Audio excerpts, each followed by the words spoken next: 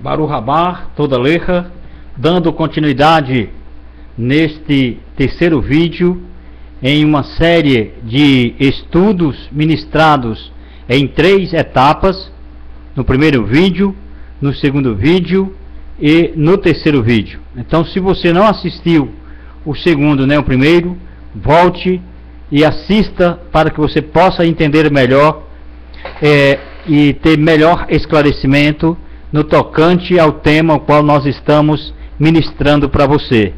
E o tema é: o Novo Testamento não foi escrito em grego. Nós afirmamos isto porque nós estamos refutando uma das matérias em pauta nesse nosso estudo, matéria esta conhecida por parte dos cristãos como História da Igreja, do Instituto IBAD, Instituto Bíblico das Assembleias de Deus, onde afirma na página 18, afirma nessa apostila, nesse livro aqui, ó, na página 18, que o Novo Testamento foi escrito em grego. Essa apostila do IBAD afirma que o Novo Testamento foi escrito em grego. Nós estamos refutando e afirmando categoricamente, com toda a convicção, que o Novo Testamento não foi escrito em grego. Pois bem, você poderia perguntar: então você afirma com tanta segurança, com tanta certeza, baseado em quê? Baseado no Seminário Teológico de Estudo Bíblico Integrado no contexto judaico. Esse aqui, ó, CESB, ó. Baseado nesse estudo aqui, nesse seminário aqui, ó, CESB, Seminário Teológico de Estudo Bíblico Integrado no contexto judaico. Tá vendo? Esse aqui, ó. Nesse seminário aqui, ó. Amém? Nesse seminário aqui, ó. Pois bem, baseado no que nós estamos estudando e aprendendo, quero passar para você que um mito mantido pelo cristianismo em pensar que o grego era a língua falada pelos judeus na época de Yeshua HaMashiach. Existe um mito entre os cristãos, dentro do cristianismo, que a língua a qual era falada lá na Judéia, a língua a qual era falada em Israel, era a língua grega e não a língua hebraica, a língua do próprio povo. Então isso é um mito, e nós vamos derrubar por terra hoje aqui também. Não se tem relatos concretos que provem isto, que o grego era a língua falada por parte dos Talmidim, de todos os moradores da Judéia na época de Yeshua HaMashiach. Pelo contrário, isto se choca com o que Flávio Joséfo relata em seus relatos sobre as guerras judaicas. Está aqui, ó. Flávio Joséfo aqui, ó. História dos Hebreus. Leia esse livro. E é da editora CPAD. Até faço aqui um pouco de propaganda aqui, ó.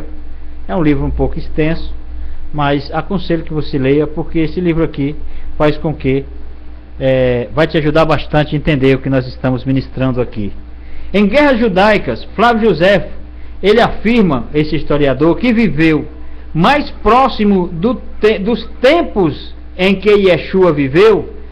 Flávio Joséfo viveu de 37, olha só, 37 a 100 anos depois de Yeshua HaMashiach. Então viveu pertinho, né? Yeshua HaMashiach, Flávio Joséfo viveu de 37 anos depois de Yeshua até o ano 100 depois de Yeshua.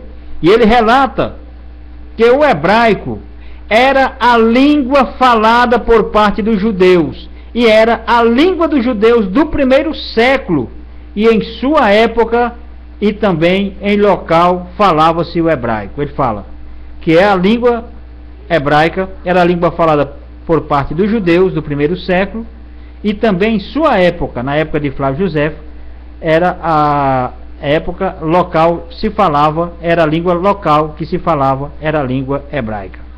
Sua importância histórica, a importância histórica desse historiador Flávio Josefo é tão grande que ele é o único historiador a mencionar um relato da destruição do templo. Ele relata, esse historiador, nos seus livros, né? Tem mais aqui. Flávio Josefo fala que os romanos fizeram com que ele fosse o tradutor da língua hebraica para a língua dos judeus, ou seja, da língua hebraica, fosse o tradutor da língua hebraica para os romanos.